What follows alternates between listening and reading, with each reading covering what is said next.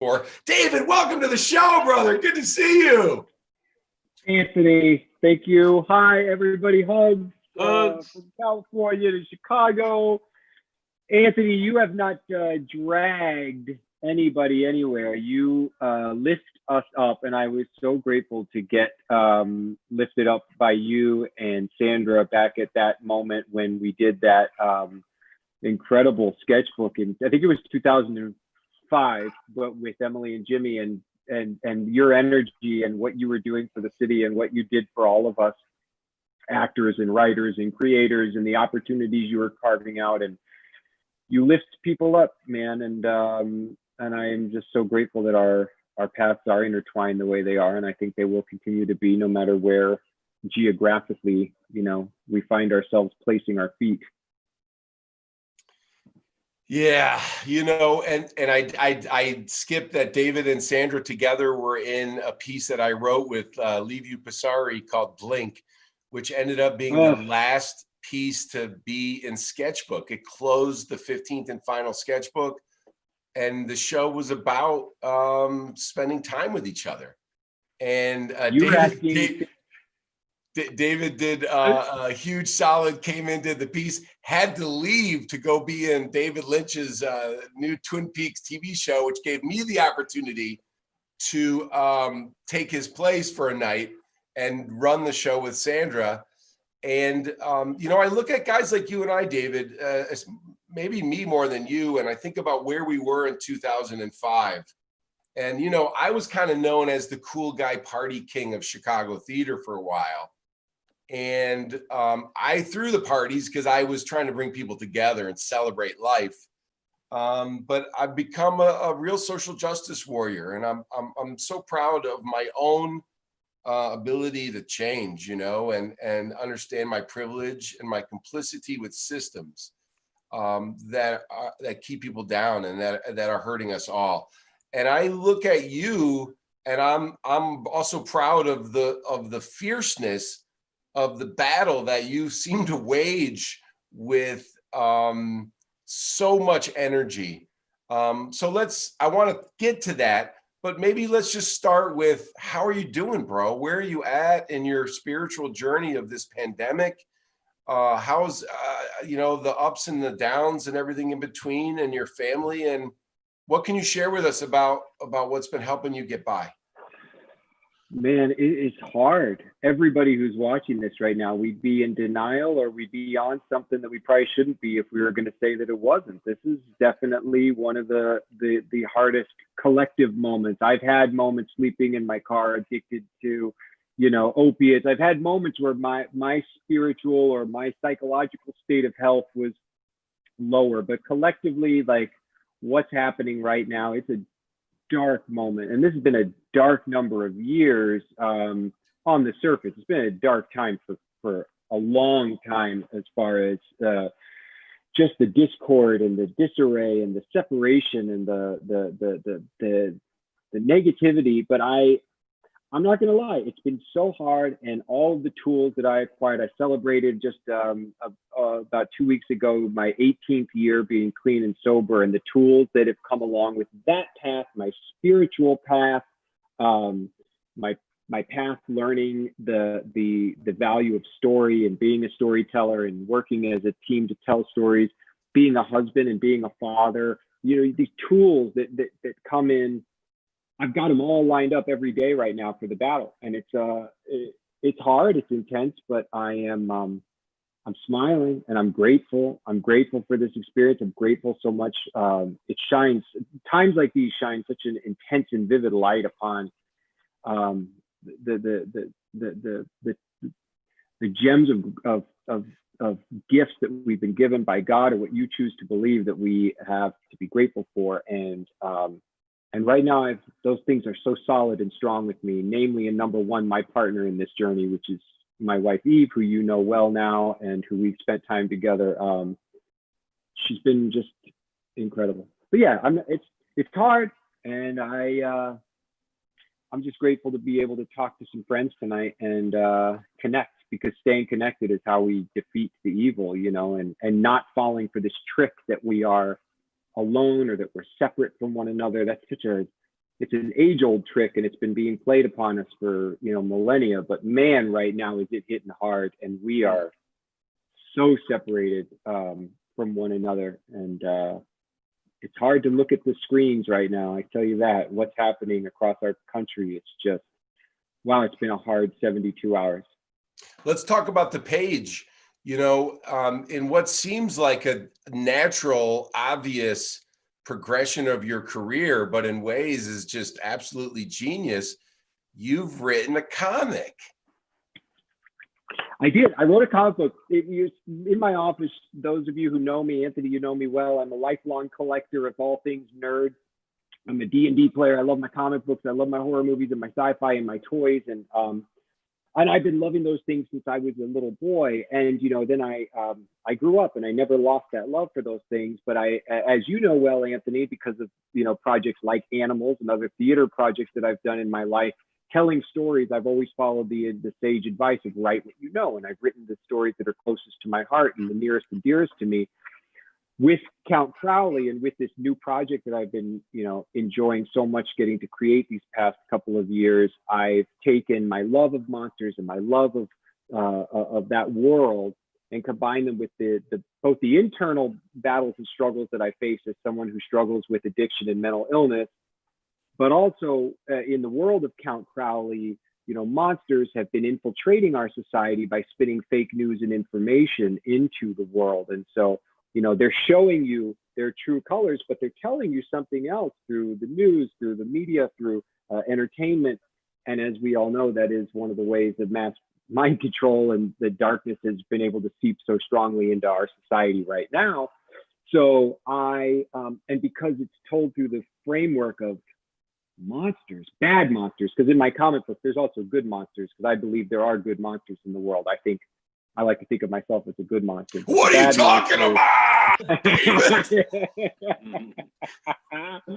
So, yeah, in 2016, I was getting clobbered, and I was thinking about the way that, you know, the media and how powerful individuals can spin so much and control people with so much hatred and fear and division, and using such important tools to do that. And I pitched the idea as a comic book, and luckily they said, okay, get to writing. And then speaking of fighting monsters, you ended up in Washington, D.C., pitching in to fight for some funding for the NEA. Tell us about that a little bit.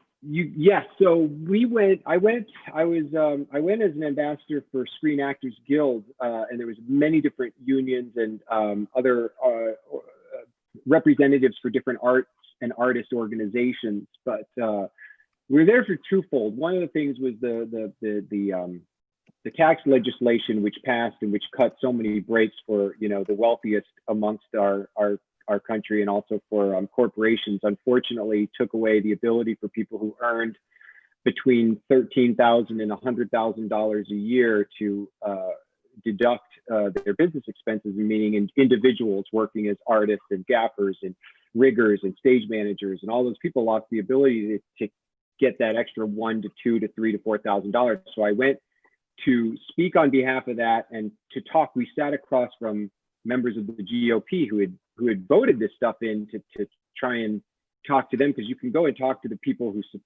support you all day long, and it's just a cheerleading rally. But we wanted to sit down with them, and that was our conversation starter, because it was really valuable to us to make sure that they know that there's people out there whose pockets were getting hit hard, and those people were going to spread the word, and that was going to be really resonant during voting time, followed by the proposal at the time, which was massive cuts.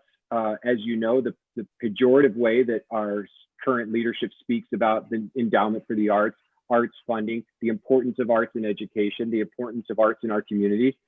And so we wanted to make an impassioned and personal, pitch to them as to why they should not vote for the cuts, but should instead vote to maintain, if not increase, what is needed annually. And it was super intense. It was super scary. I was sitting across from people who I don't particularly care for when I watch them on the news or when I know what their platforms are as politicians, but they're humans, and I needed to connect and look them in the eyes as a human being and share the same air with them and talk about how I lived on the streets, how I was a homeless addict, and how the work and the community involvement from arts organizations like Collaboration helped to lift me up, how it connected me. Writing that piece with Aisha, I talked about the importance of that, and that how organizations like Collaboration, they rely so much upon obviously private donations and fundraising campaigns, but also endowments. And it was a really scary, terrifying, anxiety-inducing, but also very rewarding experience. And I was going to be going back like now, if things weren't what they are right now, to do some more of that. Well, I know how open and charismatic you are, and I have no doubt that they heard you. And thank you for doing that. I want to point out something really cool, which is that don't look over your right shoulder. Look into the screen. You can see me reflected in your comic book frame there. Like I'm a part of your setup right there. You see that? You're a part of the tapestry, Anthony. I mean, wow. I designed it that way. Yeah. Wow. Philip K. Dick would be proud. You have architected from being homeless, strung out on opiates, in your sleeping in your car, to rolling with Hollywood's finest, and every time you're on camera on the screen, you have this pop. You just pop on, and you do the same thing on the stage. I mean, your stage pop is hot. I mean, but you do it on camera. And now you're writing and you're making comic books. And, I expect to see this trajectory for the next 30, 40 years, because you live a healthy life and you've got a good wife and kids. And what can you share with somebody who's watching us right now, who's where you were 20 years ago, or who has all of this talent, but nobody sees it? What can you share for some career development tactics that worked for you with someone who's listening to this right now, who finds it on the internet in 2 years?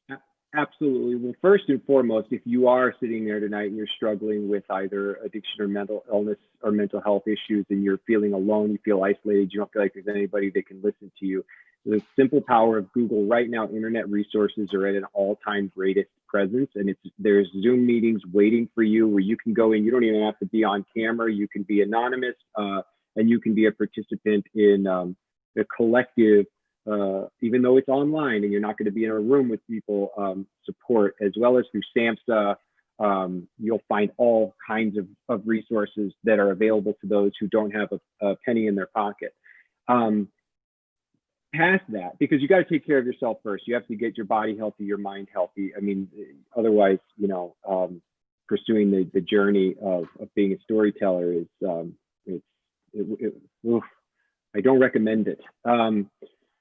Second thing, now, wherever you're watching from, if you're in Chicago, if you're what city you're in, if you're in Chicago, bless you, you have a great edge and gift, because there's a community of theater artists and artists, if that's your thing, or if it's music or otherwise, but performance, where you can just get involved. There were so many people that were just getting involved, and I'm going to continue to use Collaboration as an example, but there are dozens, if not hundreds, of other arts organizations that have so much to offer you and so much for you to learn from. So for me to just continue to throw my hat in the ring, I was sending in my short scripts for the Collaboration open contests. I was sending them to all the other theater companies as well. I was showing up to every audition posted, and I just started to connect with people. And sometimes if I wasn't right for the role in the thing, I was finding a way that I could participate or help move or set up chairs or run box office. And that's how I built a tribe in Chicago. And that's how I started to thread that connectivity. And fortunately for me, some really wonderful and talented people just brought me into their visions for their different projects, like our friend Jimmy McDermott, who we were just talking about, Anthony, or my friend Jennifer Shook. So many people in Chicago at that time. Kevin Emily Hagen, Schwartz. Emily Schwartz, Kevin Hagen, who brought me into Shattered Globe, and so many amazing supporters. But I highly recommend that because, if you're only, focused on going for those auditions for like the big movies or the TV shows, and that's it. That was like twice a year for like a movie or a TV show. For me, it was at that time. I know Chicago's landscape has changed considerably when it comes to TV and film, but the opportunity to be involved with either an open mic or a stage performance in some capacity or another was available to me 6 to 7 nights a week, and I took advantage of it. And I never turned an opportunity down to help or be a part of something in some way or another. And to this day, I feel like I could thread so many of the moments where I'm at or having right now to the interconnected web of building blocks that were a part of me saying yes to every opportunity, saying yes, I'll carry that thing to help get stuff loaded up into the Flatiron building for a production that some people are putting on for free.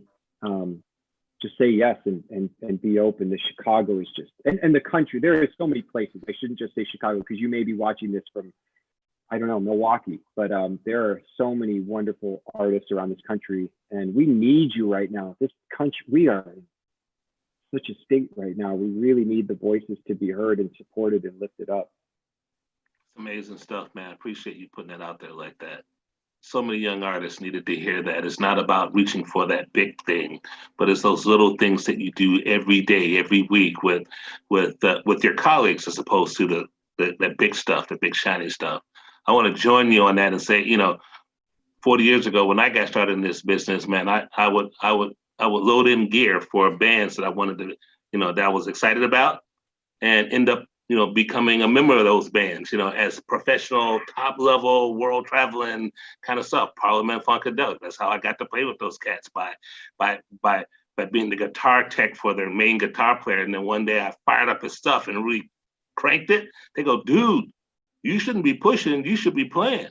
I remember walking down Sunset Boulevard in your town, right? You're in LA or something like that, right? I was going down Sunset Boulevard, and I saw this sign that says Crusaders Production. I go, Crusaders Production? Oh, my favorite jazz band is the Jazz Crusaders. I wonder if that's them.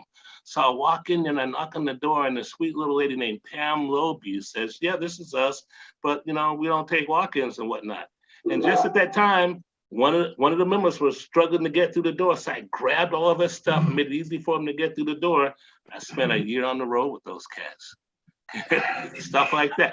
You're telling it how it is, man. That's how it works, man. I totally appreciate you putting that love out there like that. Dr. Schlick, you have a question for David? David is, David, I lived in Los Angeles for many years, and I just wish I knew you when I lived there, because just looking at your background is reminding me when I would take refuge in Meltdown Comics. That's a comic book store, y'all, also on Sunset Boulevard. And just like, I felt so safe and so seen. So I'm having that exact feeling right now.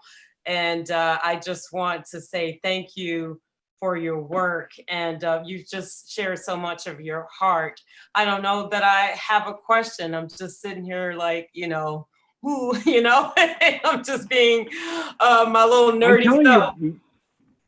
Meltdown was one of the first spots. I was crashing on a friend of mine's couch in West Hollywood, right by the Astro Burger there. So I'd walk up the street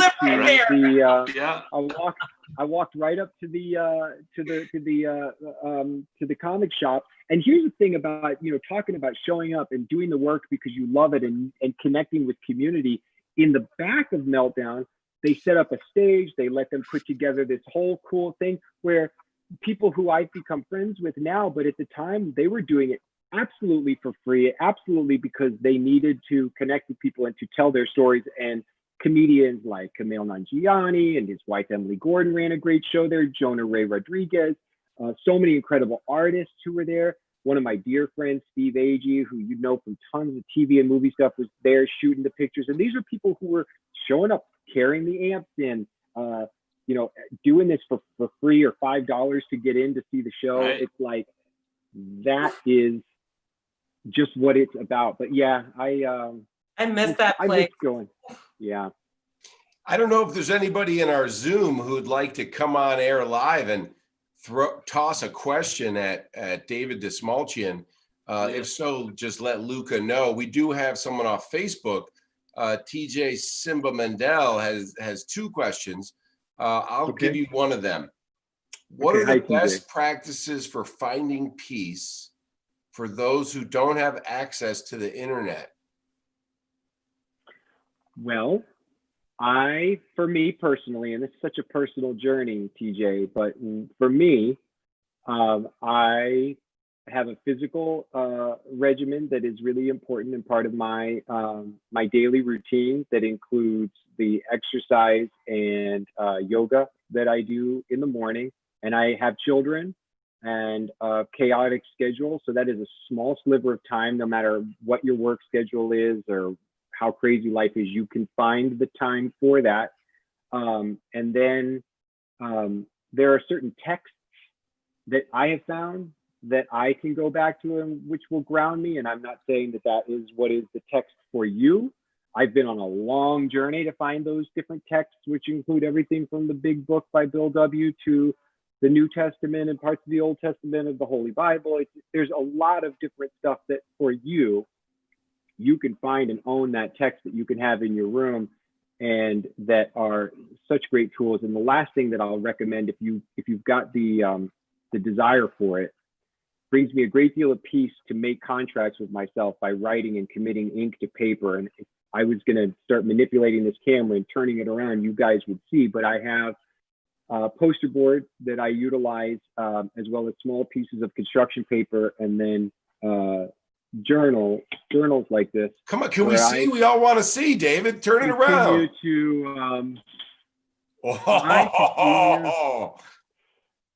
I continue on a daily basis to commit between myself, and this isn't just about professional things, mind you. This is, you're talking about trying to find peace. You're trying to find, having that commitment with myself is, in the beginning, it was about how many days I could commit to going without a drink or without drugs, or how many days I could go without, and how I was going to work to eviscerating thoughts of harming myself, or how I could start to believe that people really love me for me, or that I was worthy of life. There was a time in my life where I absolutely believed that the world was going to be better off without me in it.